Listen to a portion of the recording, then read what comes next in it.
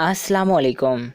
चंगेज़ खान को माजी में खौफ, दहशत और बर्बरियत का एक भयानक बाग समझा जाता था। इसका शुमार उन चंद लोगों की फहरिस्त में होता है जिन्होंने तलवार के दम पे दुनिया का नक्शा तक बदल डाला था।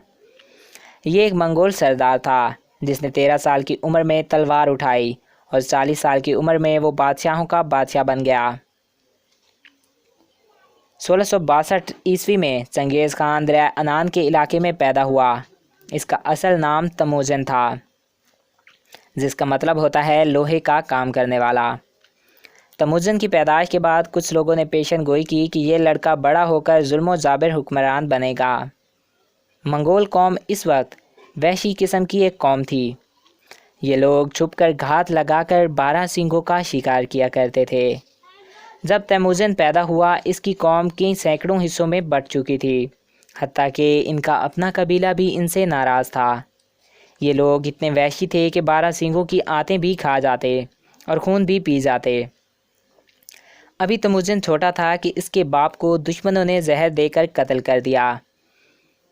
इसकी माँ अक्सर रातों को इसको पास बिठा कर इसको इसके आबाओ अजदाद के किस्से सुनाया करती, जिसका तमुजन पे बहुत गहरा असर पड़ता था। इसी तरह ये निडर और बहादुर बनता गया। आखिर 1175 को इसको अपने कबीले का सरदार मुकर्रर कर दिया गया, मगर इसके बाद अपने कबाइल में ही लड़ाई झगड़े शुरू हो गए।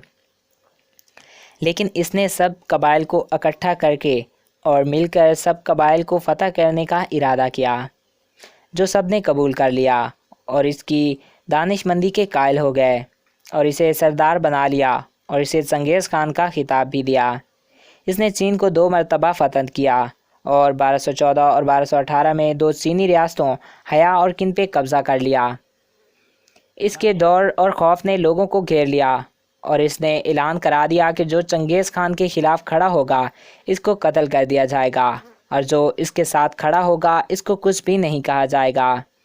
इसकी ज़िंदगी का अहम वाक़या 1209 में पेश आया, जब इसके चंद सफ़ीर जो मुख्तलिफ़ ममालिक में भेजे गए थे कत्ल हो गए।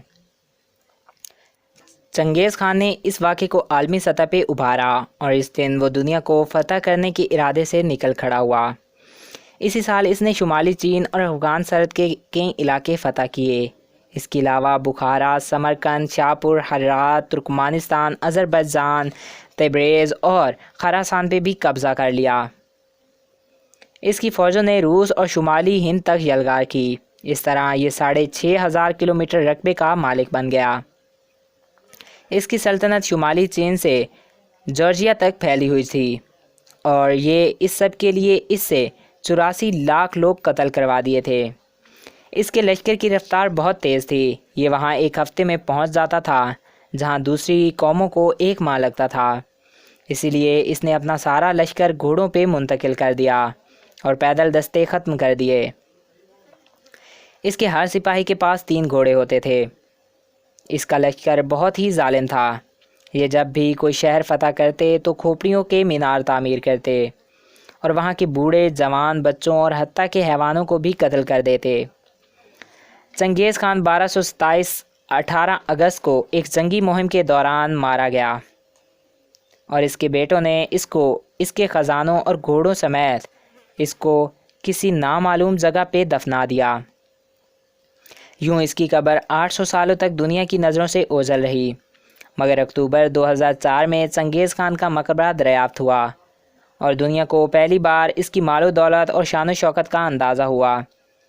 इसके बारे में ये भी कहा जाता है कि ये मुसलमानों पे भेजा हुआ अल्लाह का एक आज़ाब था, जिसकी हकीकत कुछ यूँ है। चंगेज़ खान के कुछ आदमी तिजारत की गर्ज से ख्वारज़न की तरफ गए। ख्वारज़न के बादशाह अलाउद्दीन ख्वारज़न के एक गवर्नर ने इन्हें लूट लिया और जब ये खबर चंगेज़ खान तक पहुंची तो इसने अपना एक और वज़ीर अलाउद्दीन खिलजी के अलाउद्दीन ख्वारज़न की तरफ भेजा कि इसे और इसके लोगों को इंसाफ दिया जाए, मगर अलाउद्दीन ख्वारज़न ने इनको कत्ल करा दिया और एक आदमी के आधे बाल मूछ काट कर इसके पास भेज दिए और कहा कि यह है इसका इंसाफ। चंगेज़ खान इस वक्त शिकार में मसरूफ़ था। इसको जब खबर मिली तो इसने पहाड़ पर चढ़ के कहा कि ए मुसलमानों के अल्लाह खुदा, तेरे बंदों ने मुझ पे जुल्म किया اور مجھے تجھ سے اس کا بدلہ چاہیے۔ لہٰذا جب چنگیز خان نے ایران پہ حملہ کیا، یعنی مسلم ممالک پہ حملہ کرنے کی شروعات کی، تو بہت سے لوگوں نے جہاد کے لیے باہر نکلے، یعنی آدمیوں میں کچھ اللہ والے لوگ بھی شامل تھے۔